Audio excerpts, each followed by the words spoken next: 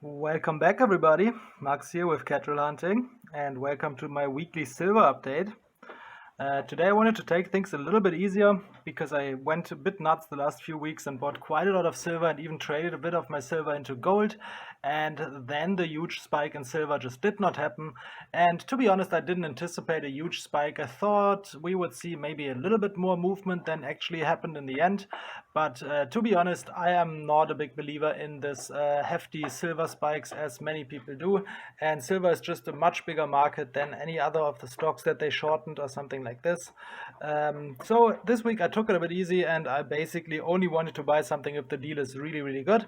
And I found something and I got a really, really awesome deal. So I show you the coins and then I will talk a little bit more about what happened last week with silver and what I think the outlook will be for the next coming months. And yeah, just overall a few thoughts. So we got a bunch of coins over here, mostly Canadian, and then we have a bit of Mexican silver and one silver piece from Panama here.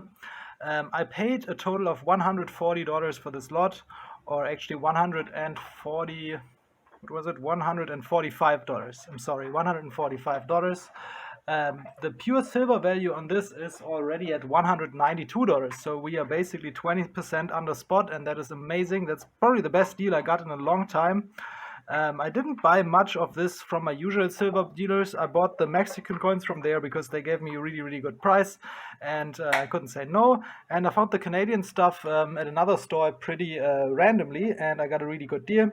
So what do we have here? We have two Canadian silver dollars. We have a 1962 young head here. A lot of tarnish on there, not the prettiest coin. We have a 1966 here, another very common Canadian silver dollar. We have a total of 7 Canadian half dollars. We have a 1953, which is by far the best one of the lot, only around 1.6 million minted. So that's one of the better dates of the 1950s young head. Half dollars, it's not as good as like a 54 or a 55, but it's definitely a slightly better date. We have a couple of 1957s here. We have a 1958, 63, 64 and 66, so all pretty common half dollars here. But as I said, the price was so good that I just bought them because I didn't want to not buy them for 20% on the spot, so I'm super happy. And then we have a couple of Canadian King George V dimes here. One is a 1936, which is actually still in a pretty decent condition. The date is pretty visible. And the other one is really hard for me to see the date. I'm 90% sure it's a 1924, but I am not 100% sure. So I will try to put it under the microscope again and see it, but it's really, really, really worn. You can see the 19, but it's really hard to see anything else. So I'm not sure about this one. And then we have a total of 4 King George VI, just regular Canadian dimes. We have a 39, a 38, we have a 46, and then we have a 47 with the maple leaf. And this one actually has like a slight bit of rainbow toning, which is not possible to see in the camera. It's always hard to see those toners. But here, this side around the date has definitely rainbow toning to it. It's very beautiful. I like this coin a lot. So basically nothing special here, just a bunch of Canadian junk, but hey, I am not so picky if I get prices like this, so I definitely wanted to pick it up. Then we have the coin from Panama here. This is the 10th of a Balboa, 1934, 90% silver coin made in the US Mint. Beautiful coin. I love picking up those Balboas if I get a chance. There was not much silver to be found there today. I think a lot of it got sold last week in the frenzy of people just trying to find investment silver and buying it. So I basically didn't have much choice, but that was okay. I only wanted to buy really good deals this week anyway. Then over here we have a 1 peso Mexico from 1948, 50% silver. And I love this one. This one just has such an awesome obverse. Big fan of this guy with the bandana. It looks really, really nice. And then the eagle killing the snake on the other side. I'm actually a fan of the Mexican coins, but with those you have to be always very, very careful. I saw a lot of fakes of those coins, and I think it's one of the more commonly faked coins out there. So I would be really careful picking those up. Only buy them from reliable sources or test them before you buy them. Otherwise, I found a few of those fakes actually in coin lots before where I didn't really pay anything for it, so it was okay. But definitely coins I'm really cautious with.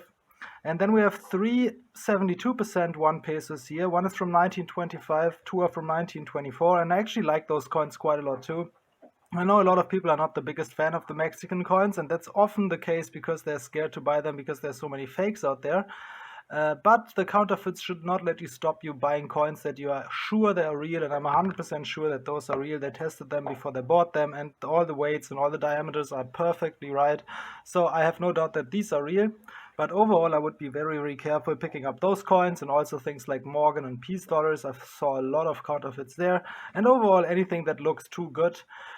When I bought the lot of Canadian coins, the guy also had an 8 real 1790 something Mexican coin, Spanish colonial Mexican, and that coin was just fake. And he didn't know it. I just checked the coin, put it on the scale, and it was 7 grams under, and then you immediately know that it can't be real.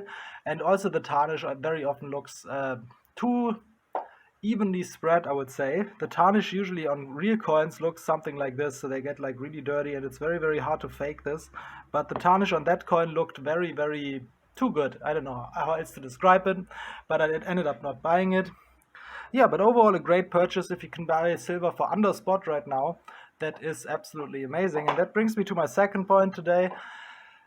So the silver frenzy is still on, like the premiums are absolutely crazy. And if you look at anything that's the investment sector and the collector sector in silver, the premiums have skyrocketed over the last week. It's getting like a little tiny bit better the best couple of days, but the premiums are still sky high, even though the silver price hasn't really moved. I mean, we had an uptick of maybe roughly $2 US on Monday, but then basically lost all the gains straight away and slowly crept up again to the spot where we were last weekend. So we are very, very close to no movement at all.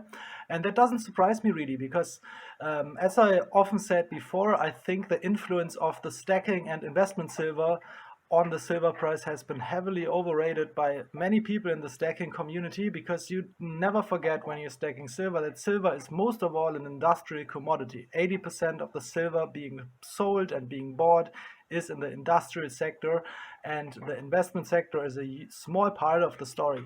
If you see like an investor movement like the last week, where basically AppMax and stuff take down their website and don't sell any silver anymore. That was mainly because the volatility was so high, but also the demand was insane. At least that's what the CEO said in the message that I read regarding the topic. And it's definitely a unique situation that we never had before. But again, you can't forget, investment silver only makes up for 20% of the market and has probably been the driving force why the silver price has been so strong during the last year because of the pandemic.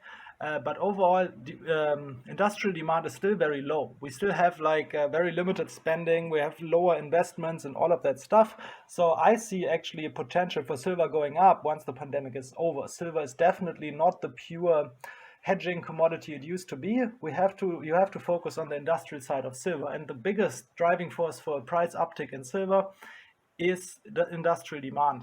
And with the pandemic hopefully coming to an end sooner or later, we will definitely see an uptick, because we will see governments investing heavily to compensate for the consequences of the pandemic. And as already Joe Biden in the US said, we will see a lot of investment into green energy, infrastructure, and technology, and those things are always things that require quite a lot of silver to build them, especially in the green energy sector. There's a huge demand for silver, so I could see an uptick there. And to summarize the story, I believe we will see silver being higher towards the end of the year. I definitely don't find it unrealistic to see silver ticking up slowly to $30 US towards the end of the year. But silver is just not a commodity where you have those getting rich in a minute moments and where you have crazy upticks like you have in the stock market. Like, it is very, very unlikely for silver to just double short term. There's a lot of players involved that have no interest in buying in silver prices being very high, and that's usually the biggest buyers of silver, like the big technology companies. They are not interested in silver going up because they definitely don't want to pay more in order to build their products. So I think there is a lot of resistance to the silver market being spiked up and being bought out. And also, I just don't think that the investment sector is the right target for this. Like if you are trying to drive up the silver price, buy industrial 1000 ounce bars. Like that's actually how 80% of all the silver gets traded.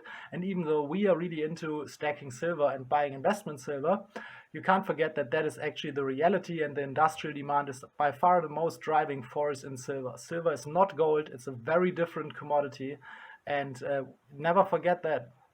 Um, on top of that, I'm still a believer in silver, and and I also obviously never 100% know what's going on, and you can never predict it 100%. That's why I traded some of my gold into silver on Sunday, because I just saw the potential of an uptick, but I didn't want to invest a lot of cash into it.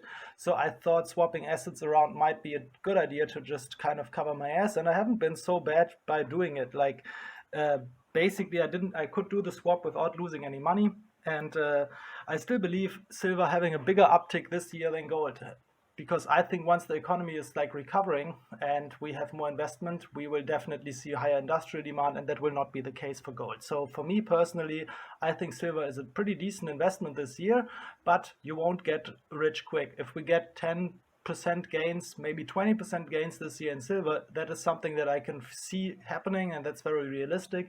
But I don't see silver jumping through the to the moon this year. I think that is a possibility maybe 10 years down the road, when the demand will continuously increase due to technology advancing, but the supply will increasingly go lower because we are just running out of easily mineable silver.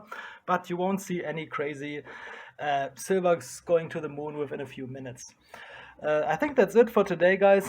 Thank you so much for listening. Let me know what your favorite coins are today. For me, it's definitely the 10th of a Balboa Panama coin. I love this one. And I also love the George V dimes. Always pick them up when I can.